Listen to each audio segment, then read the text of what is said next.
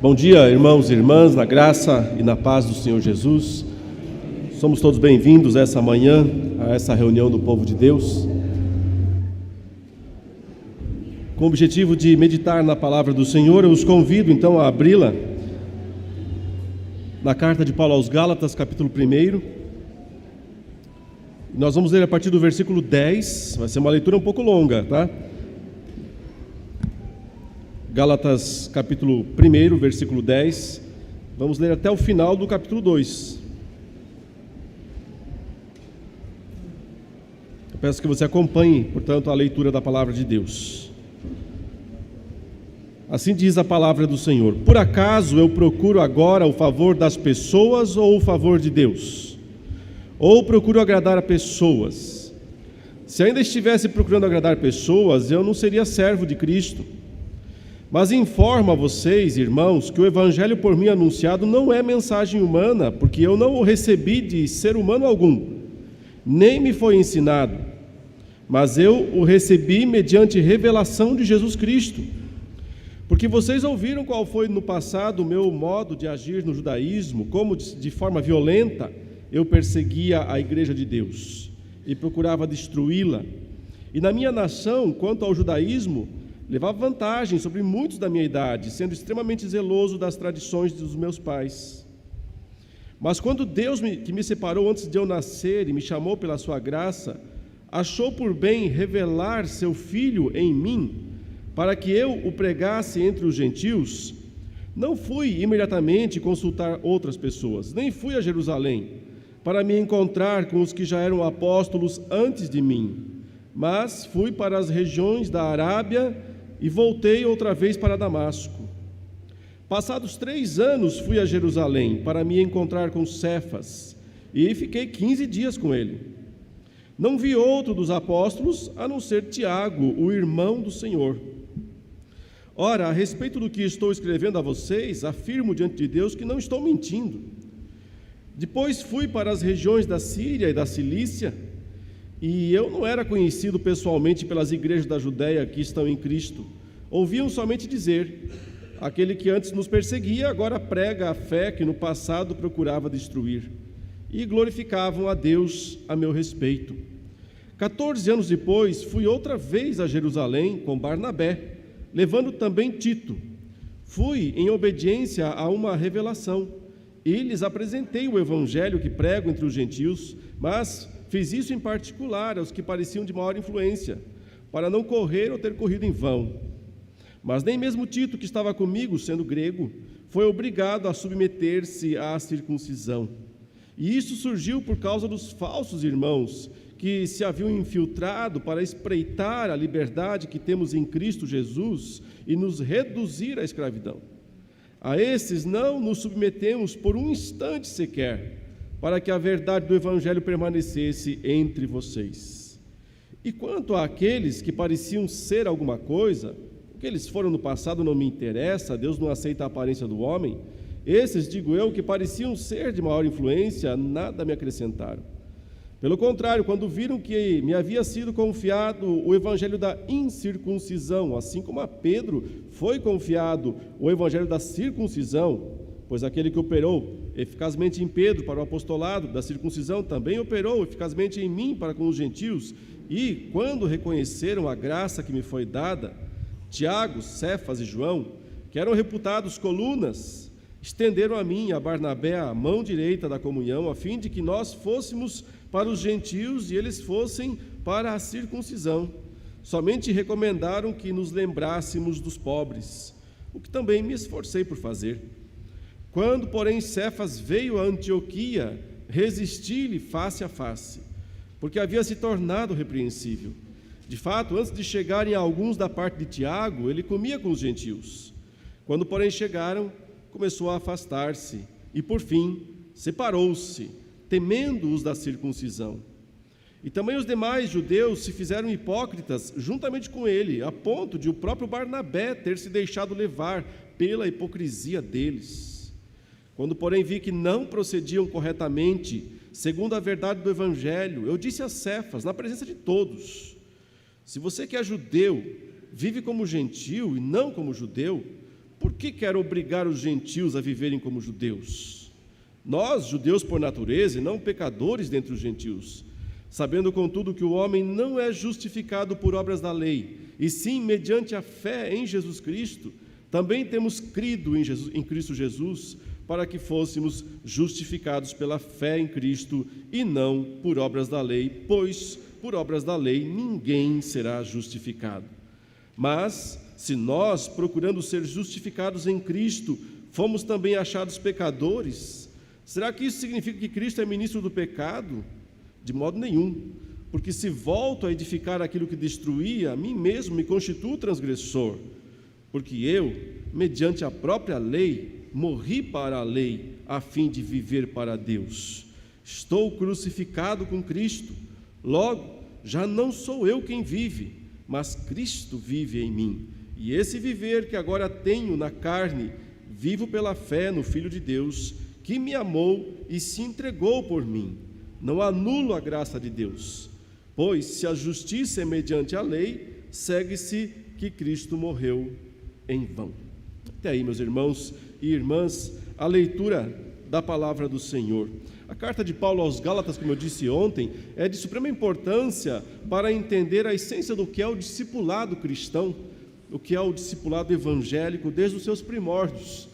Primeiro porque essa carta foi endereçada para os primeiros discípulos que Paulo angariou aí no seu ministério, né? Depois da sua longa jornada de aprendizado, como ele mesmo diz aí, que ele andou ficando um tempo meio afastado, 3 anos para cá, 1 ano para lá, e de repente ele começou a pregar o evangelho, né? Chamado aí primeiro por Barnabé, a partir da cidade de Antioquia, e aí finalmente chegou lá naquelas cidades do sul da Galácia, e com muita tribulação, muito sofrimento, um apedrejamento, ele plantou as igrejas lá, né? As igrejas naquelas cidades. Por isso que ele não se dirige aqui a uma cidade apenas, porque na verdade ele passou por 3 ou 4 cidades, e em todas elas igrejas foram plantadas.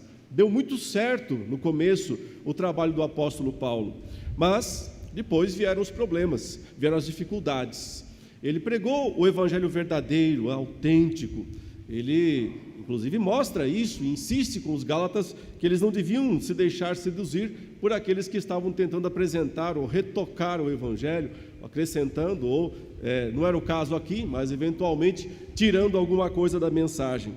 E essa carta então nasce, ela surge nesse contexto de intenso discipulado, em que o pai na fé, aqui o apóstolo Paulo, ou a mãe na fé, ele também às vezes parece dizer, né? Ele deu à luz aqueles crentes daquelas cidades, sofrendo de novo as dores de parto. Paulo havia sofrido dores bem literais, né? Lá naquelas cidades, mas o que ele também fala aos coríntios é que o sofrimento físico nem era o pior. Ele diz que ele tinha um sofrimento mental intenso também, espiritual intenso, a preocupação com o bem-estar das ovelhas, né? A preocupação dele não era em como ele ia receber o salário ou algo assim, né? Não era essa a sua preocupação, mas a preocupação dele era se aquelas ovelhas, porque ele havia, né, sofrido tanto, e principalmente Cristo havia sofrido por elas, se elas estavam bem, se elas estavam firmes. Paulo diz aos coríntios: olha, quem é que aí sofre que eu não sofro também? Quem é que não experimenta lutas que eu também não compartilho isso? A essência do discipulado é esse envolvimento intenso, próximo, né? Não existe discipulado à distância. A gente hoje vive a era do mundo virtual, né? E claro que o mundo virtual tem muitos recursos bons, importantes. Claro que a gente tem acesso a ferramentas que antes nós não tínhamos, e isso é uma grande bênção, poder acessar. Hoje você consegue ouvir, né, qualquer pregador. Antigamente, para ouvir algum pregador, tinha que viajar muito longe, ou fazer assim, trazer pessoas. Hoje não, é só acessar lá o YouTube e você escolhe o pregador que você quiser ouvir, não só do Brasil, mas de todas as partes aí do mundo. Isso é bom, isso traz grandes recursos, grandes vantagens, sim. Mas o cristianismo ainda é aquele do olho no olho, né? Ainda é aquele do lado a lado, do sentar próximo, do conversar, do andar junto, do experimentar as mesmas sensações, sejam elas, de alegria, alegrai-vos com os que se alegram, ou de tristeza, chorai com os que choram. E nós sabemos que atrás de uma tela isso não é tão fácil de experimentar e sequer de expressar. Por isso jamais, o aspecto virtual da fé pode substituir o aspecto presencial. A igreja é um corpo, e o corpo tem que estar junto, não tem jeito, não tem como os membros estarem espalhados, cada um no seu lugar, cada um distante uns dos outros, porque desse modo não há verdadeiro crescimento. O crescimento acontece na comunidade, na reunião do povo de Deus. Paulo percebe que aquelas igrejas estão se perdendo, porque falsos mestres entraram lá e começaram a introduzir aqueles falsos ensinos, eles sim, os falsos mestres, com o objetivo de obter vantagens. Muito claramente Paulo diz que o interesse daqueles falsos mestres não era real, não era verdadeiro com as ovelhas. Eles estavam pensando no que eles podiam obter das ovelhas. Uma das coisas que Paulo deixou sempre muito claro é que ele não queria nada das ovelhas. Eventualmente ele não recusava as ofertas que as ovelhas mandavam para ele, Paulo não era também assim tão entojado, dizendo não aceito nada. Ele aceitava sim, e agradecia inclusive, como quando agradeceu aos filipenses pela generosa oferta que eles mandaram para ele, mas fez questão de dizer também, ao mesmo tempo em que agradecia, que aquela não era a razão dele estar pregando o evangelho, nem era a sua expectativa maior, porque ele tinha aprendido a viver contente em toda e qualquer situação, com ofertas boas ou zero, tudo posso naquele que me fortalece, é o que ele disse a eles. Mas Paulo tinha esse jeito intenso sim de se relacionar, e às vezes até as pessoas confundiam isso, porque especialmente a distância, eles diziam, ele quando ele está presente ele é fraco, mas longe, a gente conhece pessoas assim, pessoalmente são doces, mas quando vão para o teclado, quando escrevem coisas no Facebook, ou no Instagram, ou no Twitter, as pessoas parecem que se transformam atrás do teclado, Hoje a gente não pode nem mais, a gente pode até parafrasear o ditado que Jesus disse, a boca fala, o coração está cheio. A gente pode falar, os dedos teclam, os dedos teclam aquilo que o coração está cheio, porque às vezes a pessoa pessoalmente não demonstra isso, mas quando escreve, e Paulo é pesado mesmo nos seus escritos, e como eu disse ontem, a carta aos Gálatas ela é extremamente emotiva, por vários momentos Paulo está aqui realmente pegando pesado com eles, e chamando duramente a atenção deles, dos Gálatas, mas o objetivo sempre é trazê-los de volta ao prumo, trazê-los de volta ao reto caminho. Ele está sinceramente preocupado com a salvação deles, com o amadurecimento deles, e se ele se defende, e é raro Paulo se defender de alguma coisa nas suas cartas, mas aqui sim ele se defende. E se ele se defende das acusações que estão fazendo contra ele, não é porque ele está preocupado com a sua índole apenas, mas porque acima de tudo ele está percebendo que os ataques que os judaizantes estão fazendo à pessoa dele tem em última análise, ou instância, a intenção de denegrir justamente o evangelho que ele estava pregando, porque aquilo que poderia ser uma virtude, os judaizantes estavam usando para o lado mal, estavam dizendo, bom, mas se só ele teve essa revelação, se nenhum dos outros apóstolos recebeu isso também, se só ele teve, como é que a gente pode ter certeza que isso é verdade? Temos certeza que ele não inventou toda essa história de que os gentios, os estrangeiros agora podem vir e fazer parte da comunidade, do corpo de Cristo, da aliança do Senhor, sem sem pagar pedágio na fronteira, né? Toda vez que um estrangeiro vinha para a fé judaica, tinha que pagar pedágio, tinha a fronteira, tem que circuncidar, precisa começar a observar os costumes e as regulamentações judaicas. E agora Paulo diz: não precisa, só precisa crer em Jesus Cristo, na mensagem correta, e você é aceito, né, integralmente aqui e se assenta. E o judeu? É como se Paulo dissesse: o judeu faz o que ele quiser, se ele quiser se circuncidar, o problema é dele, se ele quiser comer essa comida ou aquela, costume dele, não vamos brigar por causa disso. Mas ele não aceita que isso seja imposto, né, aos gentios, porque é nisso que ele percebe ser o problema, o ataque central à verdade da graça, à verdade do Evangelho. Então, Paulo aqui nessa passagem, ele, de certa maneira, concorda com os acusadores dele, que inicialmente ele não tinha mesmo nenhuma ligação direta com Jerusalém. Poucas vezes eu fui lá, é como se ele dissesse isso. Fui algumas vezes. Foram significativas, e foram poucas também, mas foram significativas.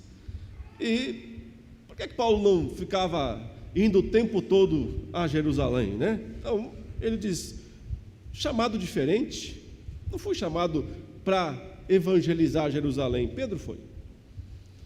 Eu fui chamado para evangelizar os gentios, e estou fazendo isso, e sem modéstia desnecessária, como se Paulo dissesse, e bem feito, de uma forma bem feita. Quando ele fala lá aos Coríntios, no capítulo 15, né, ele diz assim: eu não sou digno de ser chamado apóstolo. É verdade, eu sou um nascido fora do tempo. Além disso, eu persegui a igreja de Deus. Se tem alguém que não merece, sou eu. Sou o pior dos pecadores, eu disse em outro lugar, mas pela graça de Deus eu sou o que sou. E vou dizer um negócio para vocês: trabalhei mais do que todos eles. Se alguém fala assim hoje em dia, a gente fala orgulhoso, soberbo, seu soberbo.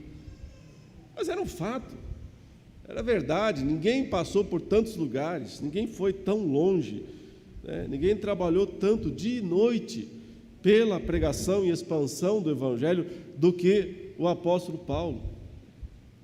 Às vezes parece que ele fica trocando de companheiro na estrada, né?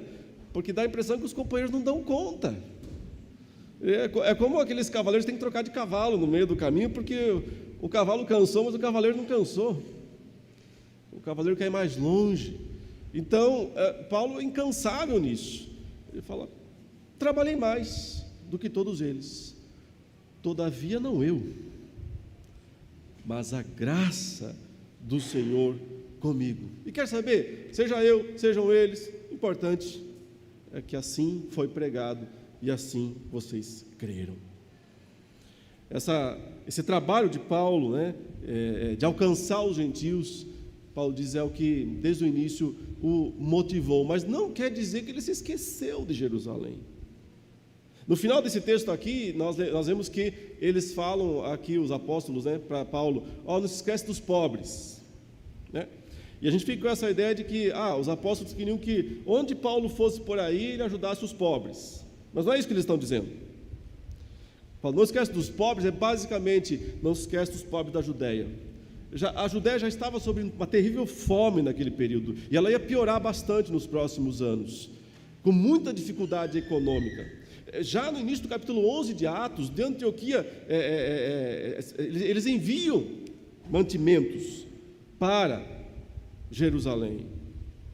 E Paulo parece que ao longo do seu ministério todo ele quer mandar oferta para Jerusalém. Lembra que fala aos Coríntios, capítulo 16: pessoal, façam as ofertas aí, colocam separadamente, todo domingo, eu vou passar e vou pegar.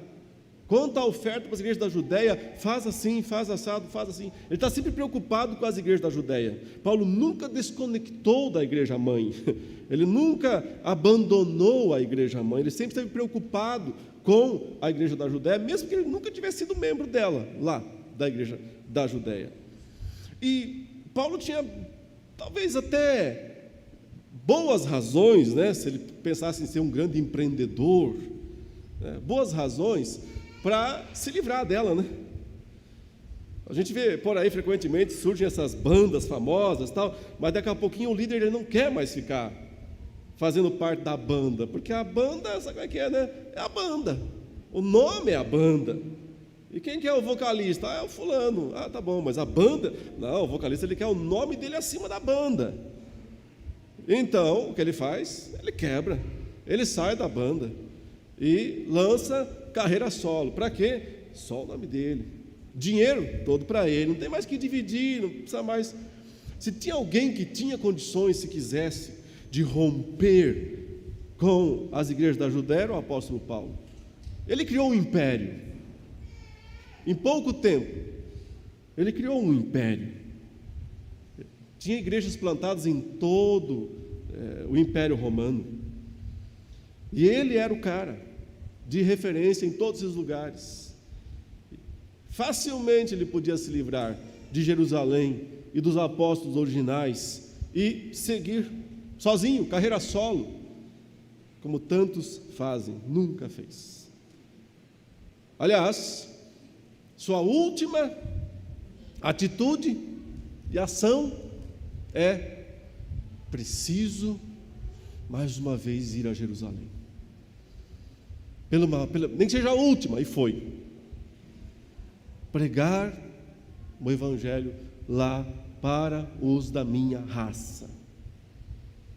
Aparece o Ágabo e diz: Paulo, é o seguinte, isso aqui que vai acontecer com o cara que está querendo ir para Jerusalém.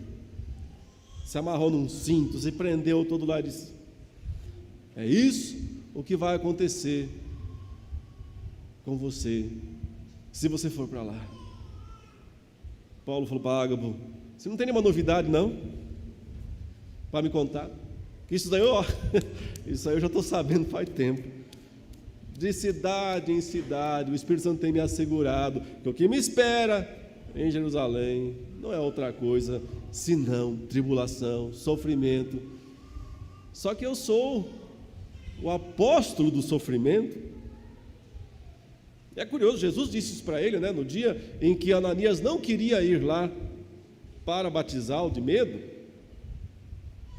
O Senhor disse para Ananias: vai, esse cara aqui é um vaso, ele é um instrumento escolhido, porque eu quero mostrar para ele o quanto lhe importa sofrer pelo meu nome. É por isso que Paulo, até o fim da vida, fala: sabe qual é a minha grande virtude? Sofrer. Sabe qual é o meu grande trunfo? Sofrer. Fui escolhido para sofrer. E quando eu sofro pelo Evangelho, não como malfeitor, mas pelo Evangelho, eu estou cumprindo a missão de Cristo. O sofrimento. Ele vai a Jerusalém uma última vez para pregar o Evangelho, é preso, é mandado para Roma. Aliás, quando Paulo apela para César, eu entendo que não é só para se livrar. Quando ele apela para César, é porque ele tinha entendido antes, pela própria profecia de Ágabo, que ele precisava ser entregue aos gentios. E ele diz, ele cumpre isso. E ele vai para Roma uma última vez, direto, né? Jerusalém para Roma, com uma escala lá em Malta, para ser picado por uma serpente. Mas finalmente chega em Jerusalém e conclui o seu ministério. Alguns autores acham que ele foi para a Espanha depois, eu acho que não foi. Acho que era só vontade mesmo de ir. Entendo que Atos termina com Paulo preso em Roma e quer dar a entender que dali, embora ele tenha pregado ali o evangelho um bom tempo, mas se nós pegarmos as cartas paulinas depois, a gente não vê espaço para uma saída e uma volta à cadeia, uma ida e uma volta. Eu só vejo ele piorando na cadeia. Primeiro ele está num lugar razoável, termina assim o livro de Atos, uma casa, pregando razoavelmente, mas sob vigia, esperando que a burocracia do império o soltasse. Possivelmente podia acontecer.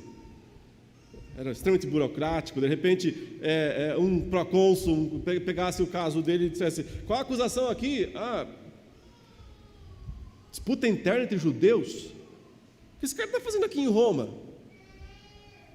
Aquele é cidadão romano. Então solta o cara. Não tem nenhuma acusação. Mas aí, Paulo mesmo relata, né, que ele foi acusado por pessoas da cidade de Roma, que viram a prisão dele, talvez reconheceram quem ele de fato era, e começaram a acusá-lo de ser um revolucionário contra as ideias romanas. Você vê, sempre tem ourives no meio acusando Paulo. É gente ali que ganha dinheiro com a crença romana, que viu naquele homem uma ameaça ao seu sustento, ao seu status quo, à sua prosperidade. Ele começa a ser acusado, uma acusação atrás da outra. Aí ele vai para uma prisão real mesmo, mas ele fala aos filipenses: o que me aconteceu, não se preocupem, né?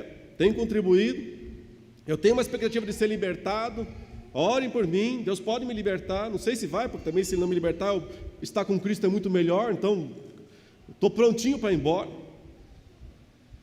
Parece que ele passa numa primeira instância, é condenado, aguarda um tempo, ninguém vem ajudá-lo, não tem testemunha a seu favor. 2 Timóteo, ele está dizendo, está jogando a toalha já. Basicamente está dizendo: olha, fiz o que deu, eu fiz o que eu pude para poder me defender, mas na minha primeira defesa ninguém veio em meu favor, ninguém veio me ajudar, ninguém veio dizer: eu conheço esse homem, ele é honesto, ele nunca fez nada de errado. Ninguém, todos me abandonaram.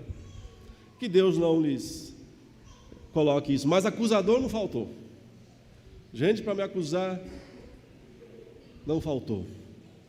Parece que ex-colegas, ex-amigos foram lá acusá-lo, inclusive.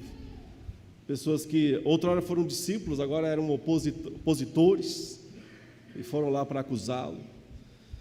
E ele diz: mas é isso, combati o bom combate, completei a carreira, guardei a fé, eu posso agora, é só oferecer a libação aqui, é só derramar o vinho em cima do sacrifício, do holocausto, e eu vou pegar minha coroa, né? Minha coroa está reservada para mim, e não só para mim, mas para todos aqueles que amam a vinda do Senhor. Essa é a vida daquele que o pregador inusitado, né? É o missionário inusitado, mas que o Senhor levanta, e levanta porque Ele quer. Paulo diz aqui claramente: irmãos, eu não estou aqui para agradar pessoas, porque essa era uma acusação. Na verdade, a gente está pregando esse evangelho aí, liberou geral, não precisa mais circuncidar, não precisa mais guardar costumes, dieta, porque ele sabe que assim as multidões vêm, né? É mais fácil, não é tão exigente. Aí Paulo diz: se eu procurar agradar pessoas, eu não posso mais falar de Cristo, eu não seria sequer servo de Cristo. Um discipulador, ele não está ali para agradar o discípulo. O discipulador está ali para ser servo de Deus. E quando é necessário, como Paulo está fazendo aqui nessa carta, pegar no pé dos discípulos, porque eles precisam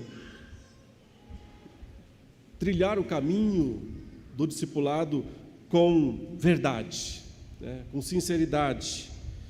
Paulo diz: vocês sabem que eu já fui muito bem intencionado no passado, mas errado. Eu fui bem intencionado, hoje não. Eu entendo que não basta só boa intenção, é preciso estar firmado na verdade. A verdade é mais importante do que apenas boas intenções. Embora Paulo seja, assim, um apóstolo tardio, mas ele diz aqui claramente: o meu evangelho não é de segunda mão. Quase que como ele possa dizer: eu sou um apóstolo de segunda mão, mais ou menos isso, porque eu fui escolhido depois que Jesus já tinha morrido e ressuscitado. Sou o último na história, mas o evangelho que eu prego, Deus revelou diretamente para mim. Ele fala: o Senhor me deu através de uma revelação, eu não recebi de homem algum, foi Barnabé que me explicou essas coisas, também não foi Pedro, também não foi Tiago, mas ele faz questão de citar, né? Vejam a sequência interessante aí, quando ele diz: informo a vocês, está aí no verso 11, que o evangelho por mim anunciado não é mensagem humana, não vem de homens, porque eu não recebi de um homem ou de um ser humano, mas eu recebi, veja, nem me foi ensinado. Então ninguém me ensinou isso que eu estou falando a vocês, mas eu recebi por revelação direta de Jesus Cristo. Assim Paulo se coloca no mesmo nível dos apóstolos originais e dos profetas da velha aliança, portadores de revelação, no mesmo nível de Moisés, de Isaías, de Daniel e de Pedro, aqueles que o Senhor falou diretamente. Ele cita aqui como evidência o seu passado de perseguidor da igreja, como se ele dissesse: não haveria motivo para eu mudar de lado, se não houvesse mesmo algo extremamente forte a me convencer. O verso 15 diz assim: mas quando Deus que me separou antes de eu nascer, aqui lembra Jeremias, né? São as mesmas expressões de Jeremias, que me separou antes de eu nascer e me chamou pela sua graça, achou por bem revelar seu Filho em mim, para que eu o pregasse entre os gentios. E aí ele continua falando que ele não foi lá para Jerusalém, mas olha essa expressão, revelar, esperava-se que ele dissesse assim: revelar seu Filho para mim, mas ele fala, revelar seu Filho em mim. Essa expressão carrega, né, alguma ideia de que Cristo vive em mim. É isso que ele vai falar mais para frente. Já não sou eu quem vive, Cristo vive em mim. Porque a conversão não é apenas uma atitude de aceitação de conceitos racionais. É muito fácil convencer racionalmente alguém de que isso é bom e isso é errado. Mas um mero convencimento intelectual acerca das verdades não fará essa pessoa permanecer fiel até a morte. Não fará essa pessoa ir até o fim, especialmente quando chegarem, né, as lutas, os sofrimentos, as pedradas. Então, Paulo aqui mostra que na essência do discipulado está a formação, está, como se ele dissesse, Jesus também foi formado dentro de mim. Ele está falando de dar à luz, de gerar filhos, do mesmo modo que o discipulador é o pai, a mãe do discípulo. Cristo é formado em nós, nós somos inseridos em Cristo. Isso é místico, né? Sem razão que justamente a teologia reformada chama isso de união mística. Mística porque é misteriosa. Nós não temos sequer termos suficientes para descrever o que acontece. A gente sabe que de alguma maneira a gente se torna um com Cristo. E isso não é uma mera questão de saber ou entender coisas, tem a ver com ser preenchido por Cristo. Cristo ocupar o centro da nossa existência. Por isso essa expressão tão interessante. Quando Deus quis fazer isso, ele fala, quis revelar seu Filho em mim, dentro de mim. Uma vez que isso aconteceu, Paulo diz aqui, eu não fui consultar outras pessoas, não fui para Jerusalém para me encontrar com os que já eram apóstolos. Ele até foi, mas não para esse encontro. O livro de Atos diz no capítulo 11 que ele foi levar uma oferta lá de mantimentos, mas não, nesse momento acho que ele não conversou com os apóstolos. Então, mas depois ele foi, né? Só depois de 3 anos. Ele diz, não fui me encontrar com os que já eram apóstolos antes de mim, mas fui para as regiões da Arábia e voltei outra vez para Damasco. A saída de Paulo para a Arábia é o Monte Sinai, não é a Arábia Saudita, né, como a gente vê hoje. É o sul de Israel, a parte do Sinai, já indo para o Egito. Ela aí que se chamava de Arábia. É o mesmo lugar onde Deus revelou a lei a Moisés. É interessante, né? Porque Paulo está dizendo, eu acho que ele quer dar a entender isso, ele não fala explicitamente, mas parece que ele quer dar a entender isso, que a revelação que Moisés recebeu da lei lá no Sinai, que tinha uma aplicação apropriada, inclusive a revelação da lei cerimonial, agora tem uma nova revelação através de Paulo no mesmo lugar. Ou seja, o mesmo Deus da lei é o Deus da graça. A lei não está contra a graça. Lei e graça não são adversárias. Esse é um erro, é um equívoco muito comum dentro da igreja, né? Antigo Testamento salvo pela lei, Novo Testamento salvo pela graça. Não, nunca foi assim.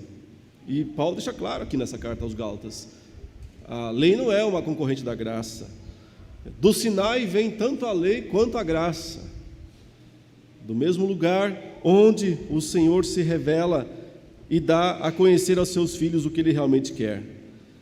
Depois ele volta para Damasco, então diz no verso 18: passados 3 anos, fui a Jerusalém, agora sim, né, uma missão oficial, para me encontrar com Cefas, passar um tempo com Pedro, e fiquei 15 dias com ele.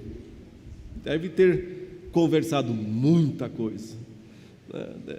Queria ser um mosquito, né? Queria ser um passarinho ali perto, ouvindo as conversas de Pedro e Paulo, né? Durante 15 dias. E ele fala: não vi outro dos apóstolos a não ser Tiago, o irmão do Senhor, que já havia sido também chamado. Aliás, quem são os 2 apóstolos tardios, no meu entendimento? Tiago e Paulo.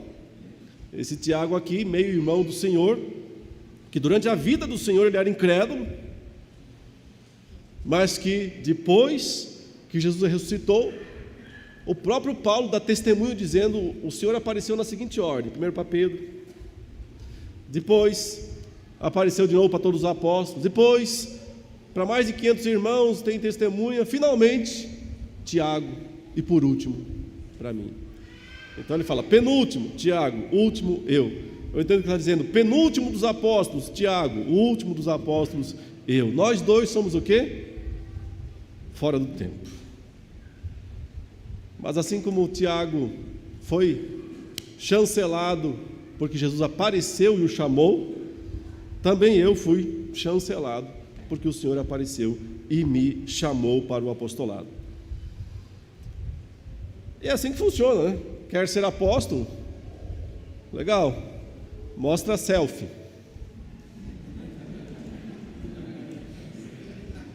Cadê? Mostra a selfie. Aqui Jesus comigo. Apareceu aqui, está aqui. Esse aqui é Jesus, pessoal. Ó. E ele está aqui, né, me chamando agora para eu ser apóstolo do Senhor. Se tiver a prova, dá para aceitar. Se não, é falso. Só mais um, entre tantos, né? O modo como Paulo fala, né, ele está dizendo claramente que ele é o último. Depois de todos, apareceu também para mim, que sou o último, exatamente. Nem devia ser, mas entrei. Eu estava aos 47 do segundo tempo, eu entrei. Esse jogo acabou, meus irmãos. Esse jogo acabou. Não tem disputa de pênaltis depois. Esse acabou. Quem entrou, entrou. Quem não entrou, não entra mais. Não tem mais apóstolos depois do apóstolo Paulo. E ninguém devia assumir esse título para si. Ninguém deveria ter essa soberba de dar esse título a si mesmo, né? Você sabe, tem apóstolo e tem apóstolo. Essa parte, segundo eu, que mais tem, o pessoal tem do apóstolo, né? Seguindo pessoas que se autoproclamam aquilo que elas nunca deviam, né, ter assumido para si mesmas. Aliás, por que a gente tem essa preocupação com o título. A gente tem essa preocupação por título. O único título que nos importa, e é o único que o apóstolo Paulo usa, geralmente é servo. Servo do Senhor, irmão. Interessante quando João, em Apocalipse, ele se apresenta como o autor do livro do Apocalipse. E nesse tempo, João é uma lenda viva, porque ele é o último apóstolo vivo, no final do século já. Ele é o remanescente, é o único que restou, o apóstolo João. E ele se apresenta falando assim: eu, João, irmão vosso e companheiro, na tribulação, no reino e na perseverança, achei-me na ilha chamada Patmos, por causa da palavra de Deus e do testemunho de Jesus Cristo. Só isso. Para que títulos? Para que imponência? Para que tentar impor respeito aos outros dando carteirada, Tanta bobagem. O que importa é que o Senhor seja engrandecido. Todos os demais. E aí não é um demérito. Então não preciso mais estudar, não preciso ser mestre, não preciso ser doutor. Tudo que você puder fazer vai ser útil. Mas não é o título que faz a pessoa. E se há um título que serve para todos nós, é irmão e servo. Está de bom tamanho para nós. Está de bom tamanho isso daí. O Paulo então diz aqui, que ele está falando a verdade. É interessante ele falar essa expressão no verso 20. Ora, a respeito do que estou escrevendo a vocês, afirmo, eu não estou mentindo. Por quê? Porque eles diziam, ele nunca viu ninguém lá. Ninguém em Jerusalém sequer sabe quem é esse cara. Esse cara aí está inventando essas histórias. Paulo diz, eu fui várias vezes, assim, não foi tantas, mas eu fui, fiquei 15 dias, conversei, falei com Pedro, falei com Tiago. Ele não menciona aqui especificamente divergências entre eles, apenas diz, olha, está tudo certo, eu estou falando a verdade. Depois fui para as regiões da Síria e da Cilícia, não era conhecido pessoalmente pelas igrejas da Judéia que estão em Cristo, ouviam somente dizer, aqueles que antes os perseguiam, agora prega a fé que no passado procurava destruir, e glorificavam a Deus a meu respeito. Mas aí, 14 anos, um longo período, ele fala aí, 14 anos depois, a gente não sabe se esses 14 anos começa a contar desde que ele se converteu ali, que ele se encontrou com Cristo na estrada de Damasco, se começa a contar depois dos 3 anos que ele já voltou, foi para a Arábia, voltou e subiu para Jerusalém para o primeiro encontro com Pedro de 15 dias, não é preciso isso, realmente a gente não tem como datar exatamente, mas pela sequência parece ter sido realmente 14 anos depois da sua volta da Arábia. E é uma suposição apenas, a gente não tem certeza absoluta a respeito disso, mas fica bem evidente que passou bastante tempo, ele tinha trabalhado muito já, as igrejas já estavam estabelecidas, as igrejas da Galácia já estavam plantadas, mas aí surgiu a confusão lá relatada em Atos 15, acho que vale a pena rapidamente nós darmos uma olhada no que diz lá em Atos capítulo 15,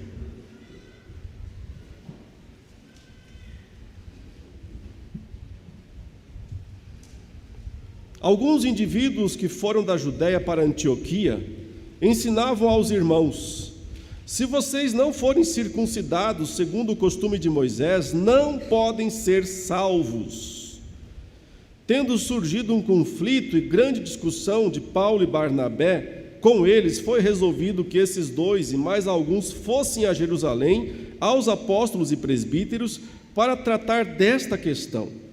Encaminhados, pois, pela igreja, atravessaram as províncias da Fenícia e Samaria e, narrando a conversão dos gentios, causaram grande alegria a todos os irmãos. Quando chegaram a Jerusalém, foram bem recebidos pela igreja, pelos apóstolos e pelos presbíteros, a quem relataram tudo o que Deus havia feito com eles. Mas alguns membros do partido dos fariseus que haviam crido se insurgiram, dizendo: é necessário circuncidá-los, e ordenar-lhes que observem a lei de Moisés. Então os apóstolos e os presbíteros se reuniram para examinar a questão.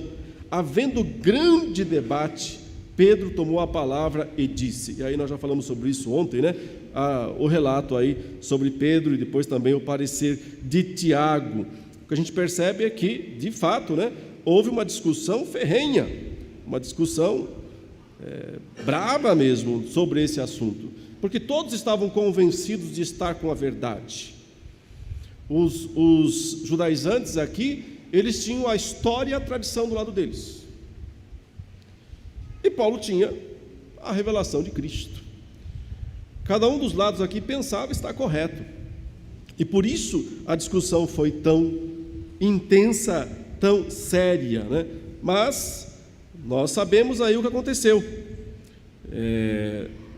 O apóstolo Paulo, né, foi vencedor.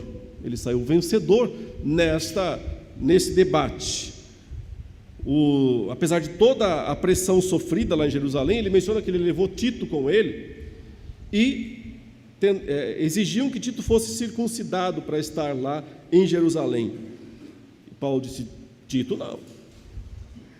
E não deixou Tito ser circuncidado. Alguns se perguntam por que numa outra situação ele permitiu que Timóteo fosse circuncidado. E por que não Tito? E aí parece que Paulo agiu contraditoriamente. Alguns dizem, é porque tem hora que ele age, ele mesmo fala, né? Com os judeus me fiz de judeu, com os gentios, não, calma aí, não é esse o ponto. Acontece que Tito é um gentil puro sangue ruim, né? Gentil. E Timóteo é filho de judeus, pelo menos a sua mãe, né? A sua família materna é judaica. Então Paulo entende que para Timóteo não faz diferença ser circuncidado ou não ser. Se quiser faz, se não quiser não faz, é opcional. Mas por que para os gentios não seria opcional também, no caso? Até poderia ser, não fosse o caso de ser imposto.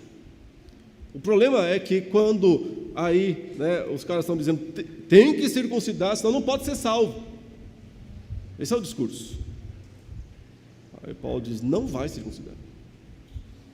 Não vai circuncidar e acabou. Porque a salvação não é por circuncisão.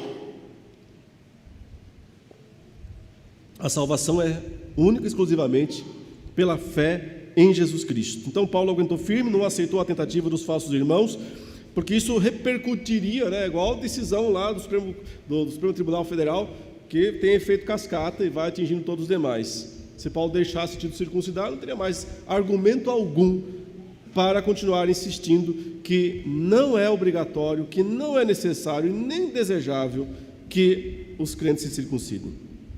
O fato é que no final, então, a posição de Paulo predominou no concílio. Paulo diz que os apóstolos estreitam a comunhão. Paulo vai para os gentios. Os demais apóstolos vão ficar com os judeus. Não é uma coisa exclusiva, tipo assim, só isso ou só aquilo. Tanto é que eu já disse, no final da vida Paulo volta uma última vez a Jerusalém para pregar. E também é sabido que Pedro também andou saindo de Jerusalém, e acredita-se que até tenha terminado sua vida em Roma. Isso não é certo, garantido, mas também impossível não é. O fato é que ficou estabelecido que a salvação é pela graça, mediante a fé, e abaixo ao legalismo, inclusive o legalismo seletivo. Por que a palavra seletivo? Porque é o que vai acontecer daqui a pouquinho com Pedro aqui. A gente entende melhor o que aconteceu naquilo que pode ser chamado de a recaída de Cefas. O que o legalismo seletivo, a confusão que o legalismo seletivo causa nas pessoas. E por que legalismo seletivo? Porque todo mundo é legalista seletivo. Todo mundo. Mesmo quem diz que guarda toda a lei, não guarda toda a lei. E acaba por selecionar alguns aspectos e colocá-los como determinantes. Pode ver que toda seita, todo surgimento de grupos radicais aqui ou ali, eles vão lá na lei judaica e pegam uma coisa, 2, 3, 4, e aí põe lá no centro, põe lá em cima e coloca aquilo como marca de ortodoxia, como prova de ortodoxia. Isso é legalismo seletivo. O apóstolo Paulo vai dizer aqui: quer guardar a lei? Guarde, mas toda então, né? Toda. Não adianta você pegar uma parte ou outra, um detalhe ou outro, e achar que fazendo isso você está agradando a Deus e está fazendo o certo. A posição de Paulo e Barnabé, Paulo menciona que Barnabé foi junto e foi um defensor junto com Paulo dessa posição, ela prevaleceu no concílio, mas a decisão foi ótima, né? Tiago, ele se levanta no final e diz: estou convencido, pareceu bem ao Espírito Santo, mas lembra que Tiago ainda propõe uma medida cautelar ali, né? Uma medida de cautela. Ele diz assim: considerando que nós temos a nossa missão aqui, os judeus têm suas sinagogas em todas as cidades, então que os cristãos evitem de, e aí são aquelas 4 recomendações envolvendo carne sacrificada aos ídolos, sangue, relações sexuais ilícitas, parece-me que tudo aquilo ali tem a ver com aspectos cerimoniais da lei. E Tiago parece dizer o seguinte: vamos fazer isso para dar um bom testemunho aos judeus, já que nós entramos de sola naquilo que é o tesouro, né, que é a circuncisão, a gente acabou com isso, vamos ao menos deixar alguma coisinha básica aqui, para dizer que nós não somos indispostos, e que a gente não é radical, né? A gente pode respeitar essas coisas para dar um bom testemunho. Isso não é contrário ao que o próprio Paulo pensa e fala algumas vezes, porque quando Paulo está falando sobre carne sacrificada aos ídolos, mais para frente, nas suas cartas, o que ele diz? A gente podia comer, não tem problema não, a gente pode comer. Se você pegar lá no mercado, isso não é contrário ao que Tiago disse, Anderson? Não pode comer. Paulo diz: a gente pode pegar, comprou no mercado, leva para casa, ora, tempera bem, assa, né, e come. Não vai fazer mal. Mas em que situação você não deve fazer isso? Bom, a primeira situação não é mencionada aqui nesse momento, mas a gente ouve, por exemplo, João falando sobre isso. Se você fosse lá no ritual, participar lá no momento em que está sendo feito o sacrifício aos ídolos, porque então você estaria cultuando, né? Estaria participando daquele ato de idolatria, e ali o cristão não deve estar, não é lugar para cristão. Mas sobrou carne lá daquele sacrifício feito na festa ao Deus fulano de tal, e aí a carne veio para o mercado público, e você cristão foi lá e comprou, e trouxe para casa.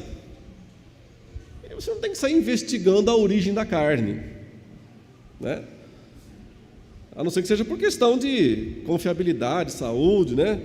Vai ver a data do vencimento, a origem, ok, mas não por questão religiosa. Você precisa identificar a origem da carne, você leva para casa e come. Mas aí chega um irmãozinho novo na sua casa e diz: peraí, isso daí é carne sacrificada aos ídolos, não é não? Bem na hora que você está colocando a picanha no fogo, o cara fala: isso é carne sacrificada aos ídolos, não é não? Então, né? Querida, traga o alface. Hoje só alface, né? Hoje só alface. Paulo dizendo: se você, por amor ao seu irmão mais fraco na fé, que ainda está com dúvida sobre isso, não entendeu essa coisa toda, você pode abrir mão. Parece que é isso que o Tiago também está falando. A gente pode abrir mão, a gente pode não assumir totalmente a nossa liberdade cristã em certas circunstâncias para o bem das pessoas mais fracas. Agora, também não quer dizer que vai ter que fazer isso para sempre, né?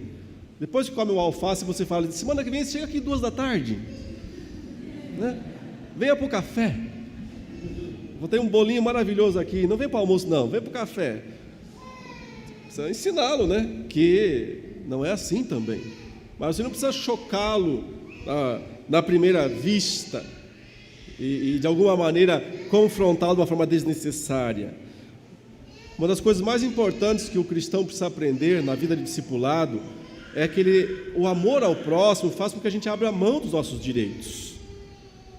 A gente está sempre muito seguro dos nossos direitos, sempre pensando que os outros é que têm que aceitar as nossas prerrogativas, as nossas prioridades. Isso simplesmente não é uma boa atitude de cristão. Aliás, isso não é uma atitude de cristão. Porque atitude de cristão, se quer usar esse nome, cristão, né? Um seguidor de Cristo, é aquela que Paulo ensina em Filipenses 2, não se apegar aos próprios direitos. É interessante que Paulo diz que essa é a solução para os conflitos e dilemas dentro da igreja. Não está lá a Evódia, a Sinti, que elas não estão quebrando o pau entre elas? Estão. Isso está causando divisão na igreja? Está. Elas talvez nem percebam, cada uma pensando, estou fazendo bem, mas a igreja está dividida. Então Paulo diz, a solução não é entender quem tem razão, quem está mais certa, quem está mais errada. A solução é todo mundo se humilhar. Todo mundo se humilhar. Tende em vós o mesmo sentimento que houve em Cristo Jesus. Ele, Deus Todo-Poderoso, mas abriu mão dos seus direitos, desceu, veio, se fez homem, se fez servo, se fez morte de cruz. A solução para os problemas e o que dá realmente a liga no discipulado é quando as pessoas, por amor aos outros, abrem mão dos seus próprios direitos. Os derrotados no concílio não fizeram isso. Eles perderam. O concílio disse, não precisa se circuncidar. Eles não aceitaram. E continuaram, não se deram por satisfeitos e continuaram pregando as mesmas coisas, acusando Paulo de pregar o evangelho falso, que justificava pecadores sem a necessidade de mudar de vida, que não era nada verdade. E parece que um grande revés aconteceu para Paulo quando então houve aí o episódio com Pedro. Quando Pedro começa a se afastar. É difícil datar esse episódio, Pedro, porque no modo como Paulo narra aqui, parece que foi depois do concílio de Jerusalém, né? E claro, antes que Paulo escrevesse a carta aqui aos Gálatas. Mas alguns autores situam antes, dizendo, não, isso foi antes do concílio, porque Pedro não ia fazer um negócio desse depois do concílio. Quando ele mesmo se levantou lá e falou para todo mundo que ele concordava, que os gentios estavam aceitos em pé de igualdade com os judeus e que não havia mais distinção e tal, e agora ele tem essa... Mas homens recaem, sim.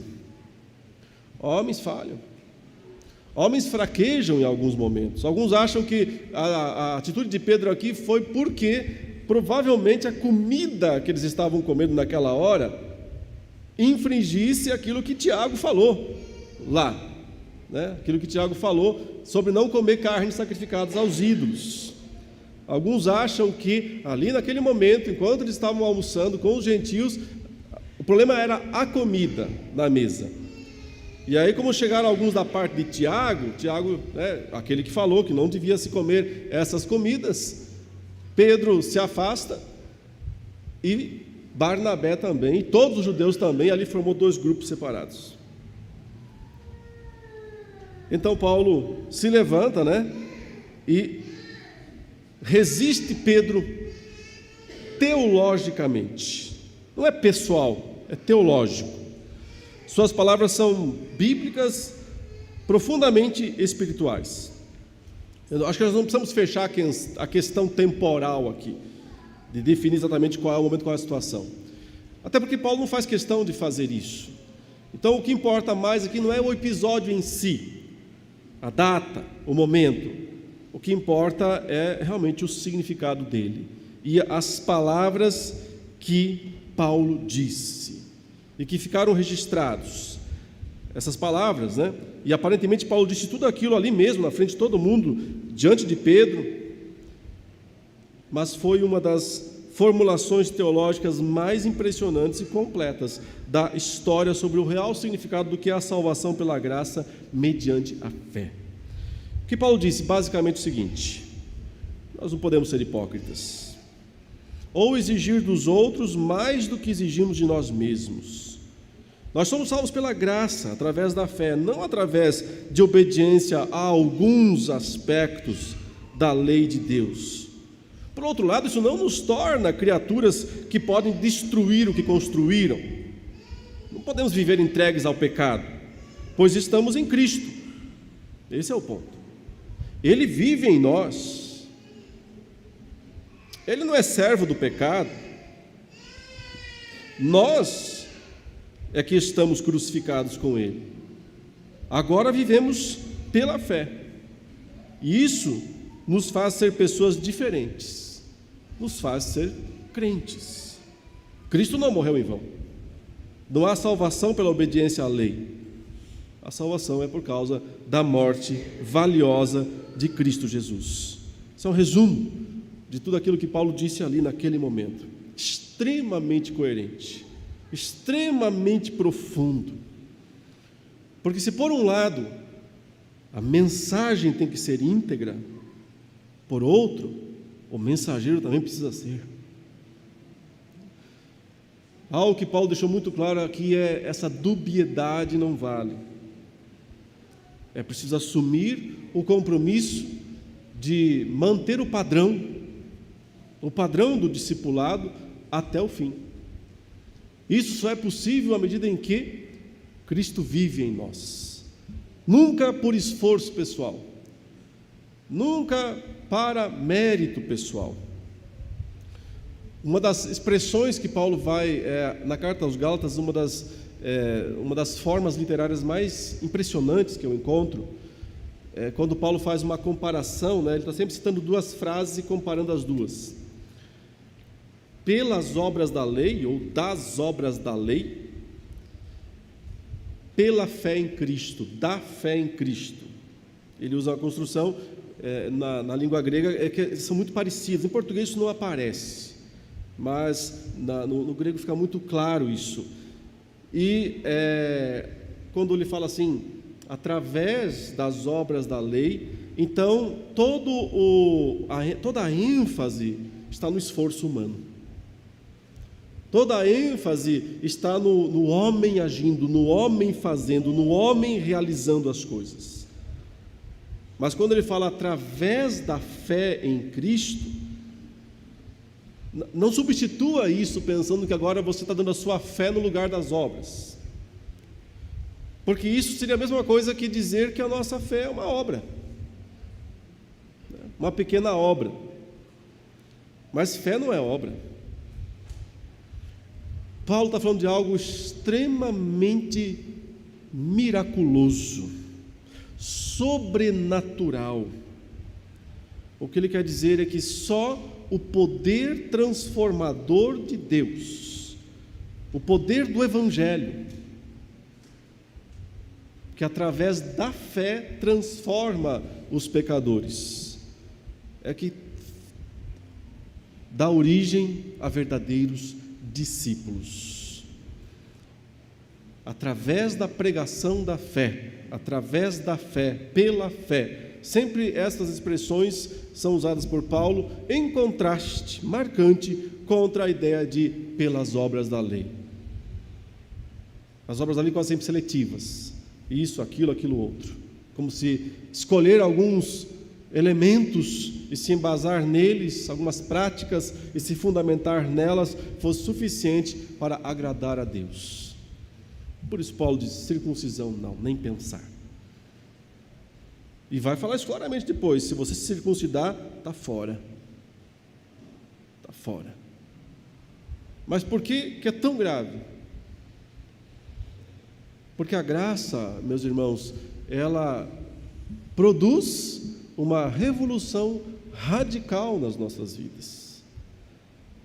Ao eliminar totalmente de nós a noção de mérito, a noção de eu faço, eu consigo. A graça revoluciona isso quando diz, estou crucificado com Cristo. Não vivo mais eu. estou morto. Cristo vive em mim. Até ser Cristo formado. O discipulador realmente grita com as dores de parto para formar discípulos verdadeiros. Não adianta ter seguidores. Seguidores todo mundo tem. Discípulo é outra coisa. E que Deus nos ajude nessa conferência a entender melhor o que é e como alcançar, para a glória de Deus. Deus abençoe.